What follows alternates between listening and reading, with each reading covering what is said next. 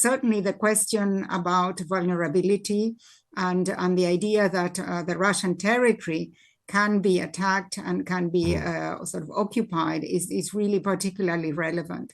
So it shows not only to the local population, but also to the Russian sort of population more broadly, that there are these porous areas which cannot be properly defended. Let's talk about Ukraine's incursion this week into Russia, because President Zelensky has acknowledged it publicly for the first time today.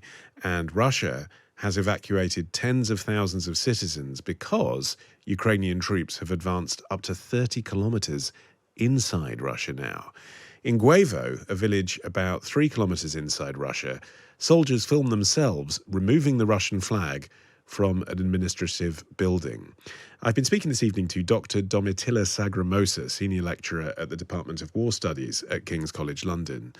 And I started by asking her if the Ukrainian incursion this week took her by surprise. I think we all were quite surprised by the fact that the Ukrainians managed to carry out such a well-planned and well-executed operation. So I think that, the element of surprise has been really relevant in this action by the Ukrainians. And I think it also explains why they have succeeded in part, because it was quite unexpected. What is very interesting is that the Russians had information that Ukrainians were concentrating forces on the border, but they didn't really take this information, this intelligence, very seriously. So we can also talk about a sort of an intelligence failure in terms of processing the information within the Russian sort of military structures. Yes, because contrary to the initial reports, which kind of understandably downplayed what was happening here from a Russian perspective, this clearly involved thousands of troops, didn't it?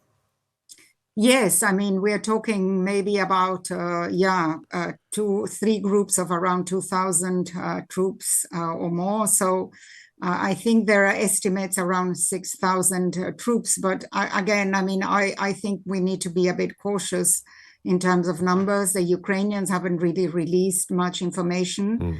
There's been very good what we call operational security. And so while there are pictures here and there, we really are not fully aware of the amount of forces that have been deployed. Yeah, and I suppose having a situation that is hard to verify actually plays to Ukraine's advantage here, doesn't it? Because as much as anything, this is about scaring ordinary Russian citizens who might have thought they were infallible to this. Yes, I think what it shows, on the one hand, as you rightly point out, is that, there are these vulnerabilities along the front line. This was an area that was not really very well defended and protected. There were only sort of conscript forces and also elements of the so-called Ahmed battalion, which is a Chechen-led battalion. And so it was an area which was quite vulnerable. But of course, the civilian population was caught by surprise and has been panicking. They have been evacuating the area. And one of the criticisms that has been raised to the Russian authorities by the local population is that there hasn't been any proper evacuation, that people haven't really been informed how to operate. There hasn't been much support. Although we have seen clips of the Russians setting up tents, and we know that there have been columns of cars leaving the area and moving further away towards Kursk and further away as well. So certainly the question about vulnerability and the idea that the Russian territory can be attacked and can be sort of occupied is really particularly relevant. So it shows not only to the local population, but also to the Russian sort of population more broadly, that there are these porous areas which cannot be properly defended. And this border is actually now being crossed by the Ukrainians quite easily. I'm talking about literally the border between Russia and Ukraine. So this really is quite significant in that respect. Do you think it exemplifies what Kyiv is capable of doing. I mean, that is what Zelensky is obviously keen to use this for politically. You know, look what we can do. We can do what you can do, Putin. Or do you think actually something like this maybe could only be pulled off because of all of the associations that Ukraine has around the world, because it has Western allies? Well, I think that we should really give credit to the Ukrainians. I mean, they organized this operation very professionally, not only in terms of how it was prepared, the fact that it was kept there was this operational security, and there wasn't any information that was coming out, but also the way it was executed in a way which is sort of using combined armed forces. We must remember the Ukrainians do not have an effective air force.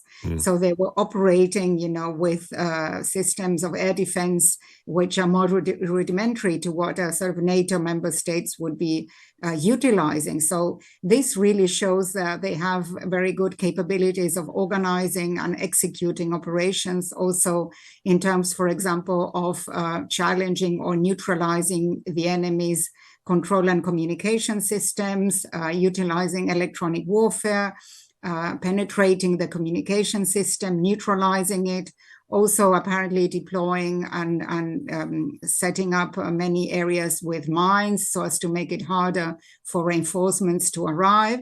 So I think that this is, it indicates that they have quite a good capability when they are able to sort of carry out these operations, because here there was certainly sort of a weak spot from the Russian point of view. This was not a heavily defended area as opposed to areas further south in the Donbass. Here there was sort of in a way a blind spot, but nevertheless, the way it was executed, it also involved American and German equipment. So, there is an argument that probably Ukrainian allies knew that this operation was taking place. I think it's too early to tell. What is interesting is that both the Germans and the Americans have sort of given the okay to this operation. And there is an understanding, of course, that in order for Ukraine to find itself in a stronger position, eventually on the negotiations table, it needs to pull this kind of operations to weaken the Russian position. Yes. So do you think that really is what this is about? Because, of course, when Russia invaded Ukraine, the goal was to subsume that country into Russia. That is clearly not the goal of President Zelensky here. He doesn't want to take over Russia. In the rhetoric, obviously, there's a sense of we're on the offensive, we're going to inflict damage. But do you think the strategy is we're going to appear stronger so that when we get to the end game, we have more to gain? Definitely. I think definitely this is part of a sort of an exchange potentially of territories in a negotiations table. So I think this is something that could be part of it. The big question here is how much relevance does Russia give to these territories? Right. Is Russia ready to fight hard and, move troops from other areas? And does Ukraine want them? I mean, that's the other point, isn't it? Because again, Russia had or Putin, I suppose I should say, clearly had a philosophical belief that all of the formerly Soviet people were one. Zelensky doesn't think that, does he, about this region of Russia, that it should be part of Ukraine? No, not at all. I don't think that Ukraine is thinking and sort of annexing this territory. It's just playing on the similar rhetoric in order to see if some kind of exchanges can take place, probably. But also, and I think that's another element of this operation, is to see if ideally they could force Russians to divert forces from other areas. So that the Ukrainians are under less pressure in the Donbass. But there's also a risk, isn't there, that because you talk about by doing this, Zelensky is kind of pulling Russian troops away from areas where they're currently attacking Ukraine, where he doesn't want them. But it's also true, isn't it, that to achieve that result, he's had to pull his troops away from areas where he wants to defend Ukraine. I mean, there's only so many troops and so much equipment to go round.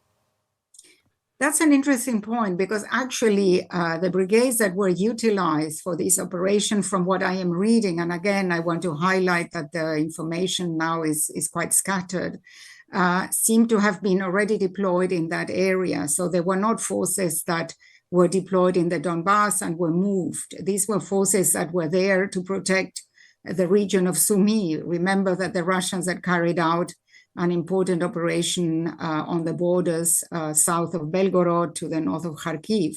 So the Ukrainians were very much aware that they needed to have a very important presence along these parts of the border. So I've read reports that a part of the forces that were utilized were the ones who were already deployed in the area. And it didn't really signify that they had to move troops away from other areas. Now, the argument could be made that these forces could have been sent further south to the Donbass. But I think that what this operation has shown is that they were better utilized the way they were now in the areas of Kursk. So from that point of view, this was a very clever move. Okay, so that's what's happened so far. I am going to put you on the spot and just ask you, what do you actually think is going to happen next? I think that's a very difficult question because that's why I asked. Yes, much will depend on how much the Russians are able to mobilize forces, effective forces to protect the area and to push the Ukrainians back. At the moment, it seems there is a very sort of chaotic response. An interesting element which I have discovered is that the operations, these areas have been put under sort of a regime of anti-terrorist operations. So to a certain extent, this means that the FSB, so the security structures, are operating in a way hand in hand with the military to protect these areas.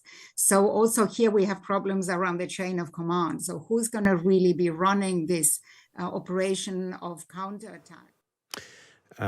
Dr. Domitilla Sagramoso there, Senior Lecturer at the Department of War Studies at King's College London, speaking to me earlier this evening on the day that President Zelensky has acknowledged publicly for the first time today Ukraine's incursion into Russia.